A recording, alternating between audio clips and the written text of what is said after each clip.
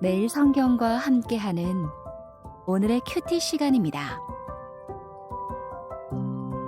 1월 14일 오늘의 말씀은 신명기 6장 1절에서 9절입니다.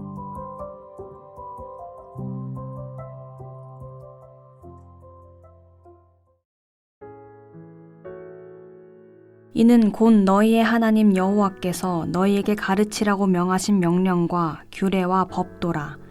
너희가 건너가서 차지할 땅에서 행할 것이니 곧 너와 내 아들과 내 손자들이 평생에 내 하나님 여호와를 경외하며 내가 너희에게 명한 그 모든 규례와 명령을 지키게 하기 위한 것이며 또 내 나를 장구하게 하기 위한 것이라. 이스라엘아, 듣고 삼가 그것을 행하라.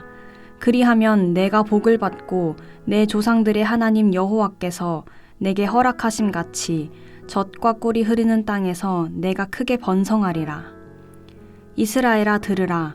우리 하나님 여호와는 오직 유일한 여호와이시니 너는 마음을 다하고 뜻을 다하고 힘을 다하여 내 하나님 여호와를 사랑하라.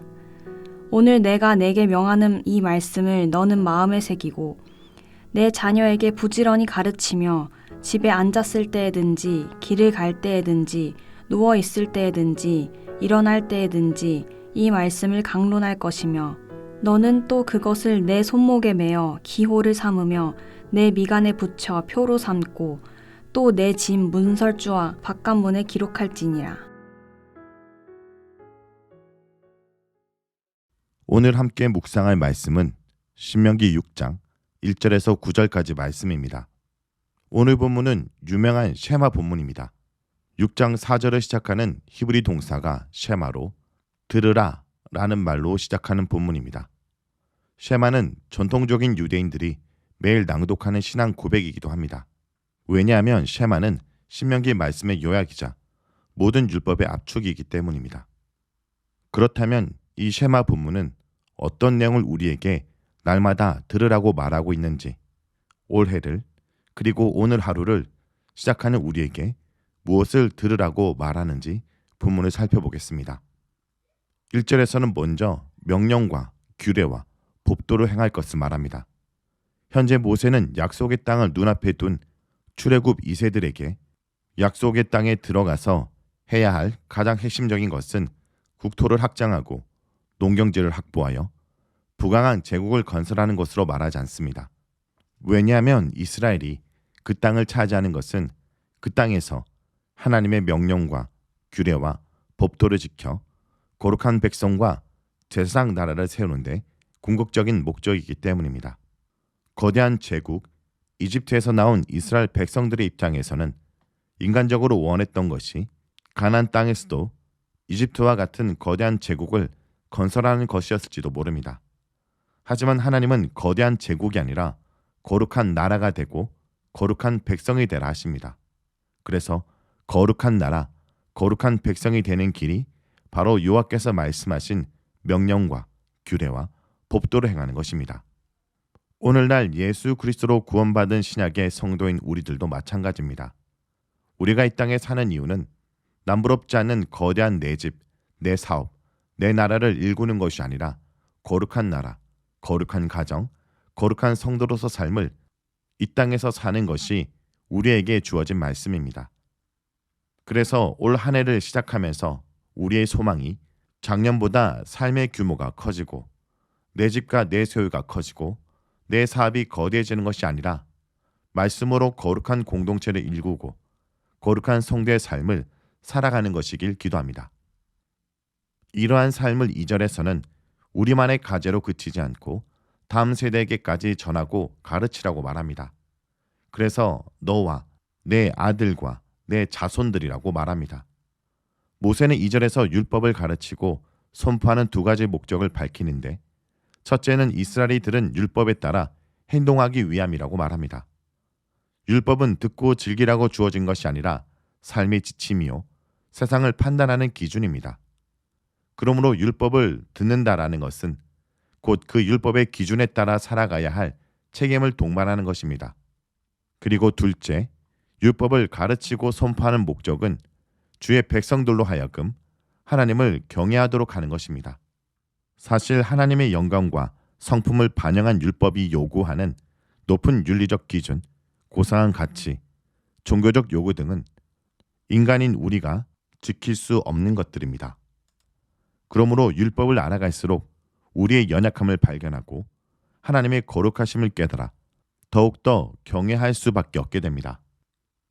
그리고 이어서 2절 후반부와 3절에서는 말씀을 지키는 자가 누리게 될 것을 말하는데 장구하는 길, 복을 받고 번성케 되는 길로 말합니다. 아브라함과 같은 믿음으로 순종하면 젖과 꿀이 흐르는 땅에서 크게 번성하게 될 것이라 말합니다. 사실은 이스라엘 백성들이 앞으로 들어가야 될 가나안 땅은 그 자체가 그들에게 풍요와 번영과 장수를 보장해 주진 않습니다. 그 땅은 가능성의 땅입니다. 언약의 조건인 율법을 행할 때만 그 땅은 복의 공간이 될 것입니다. 명령한 것에 순종하여 하나님을 향한 경외심을 표현할 때 젖과 꿀이 흐르는 땅이 될 것입니다. 이는 아버지 자신은 물론이고 함께 사는 아들과 손자까지 하나님의 명령을 따르고 지키는 데는 예가 없습니다. 성도 여러분, 우리는 율법을 완성하신 예수님과 새 언약을 맺어 이제 새 이스라엘에서 살고 있습니다. 가나안이 선물이었듯 우리의 구원도 선물입니다. 하지만 그들처럼 우리도 말씀에 순종할 때 그 선물을 누릴 수 있습니다. 환경이나 조건이 아니라 예수 그리스도를 향한 태도와 삶이 오늘 우리 삶의 행복을 결정한다는 것을 잊지 말아야 합니다. 다음 본문인 4절에서 9절부터를 전통적으로 유대인들은 셰마라는 이름으로 특별하게 여겨왔습니다. 이 셰마는 이스라엘 종교의 가장 밑바탕이 되는 하나님에 대한 진리 선언과 주의 백성들의 가장 기본적인 의무를 정의하는 것으로 일종의 고백이라 할 수 있습니다. 유대인들은 매일 이 셰마를 2차례 읽으며 고백했습니다. 여호와의 신앙의 가장 기본적인 진리는 4절에 여호와 하나님은 한 분이시라는 것과 5절에 모든 것을 다하여 한 분이신 하나님을 사랑하는 것입니다.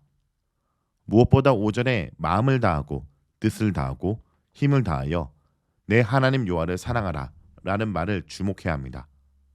특별히 오경에서 처음으로 여호와 하나님을 사랑의 대상으로 말하고 있습니다.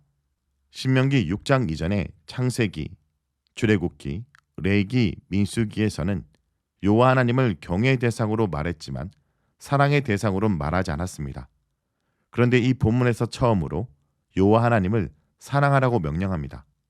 특별히 신명기에서 하나님을 사랑하라는 명령은 본문 전체를 관통하는 말입니다. 약속의 땅을 눈앞에 둔 출애굽 2세대에게 모세가 약속의 땅에 들어가서 지켜야 한다고 말했던 수많은 명령과 율법들을 한마디로 줄이면 그 땅에서 오직 여호와 하나님만을 사랑하라는 것입니다. 그것도 마음과 뜻을 다하여 라고 말하는데 마음과 뜻은 신명기에서 자주 사용되는 한 쌍으로 사람의 모든 것을 뜻하는 총체적인 표현입니다.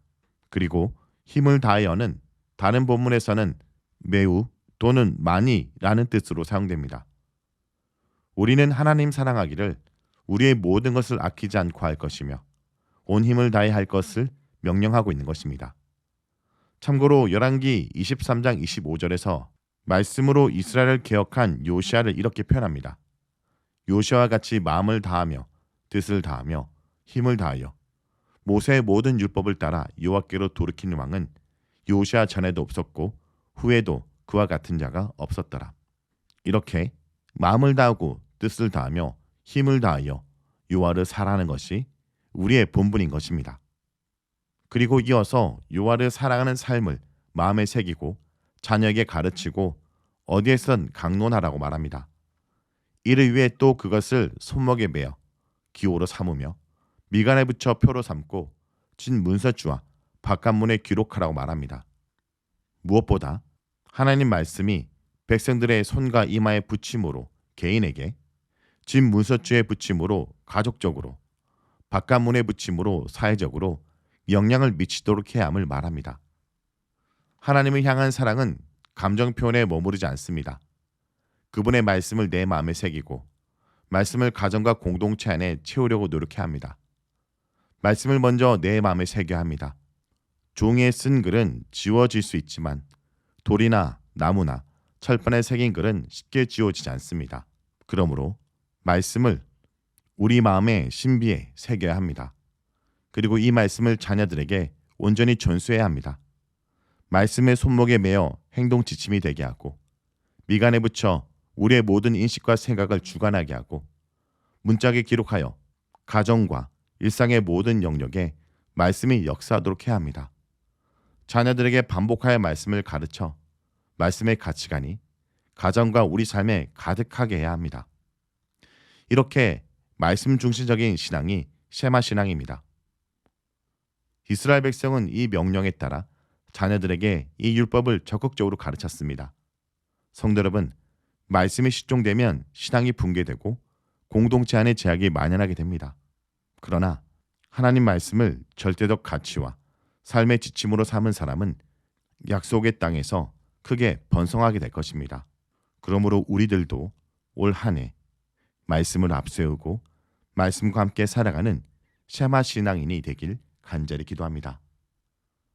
말씀을 놓고 기도하겠습니다. 주님, 오늘 말씀을 통해 여호와 하나님이 우리에게 두려운 대상이 아니라 사랑의 대상이라는 것을 깨닫게 해 주셔서 감사합니다.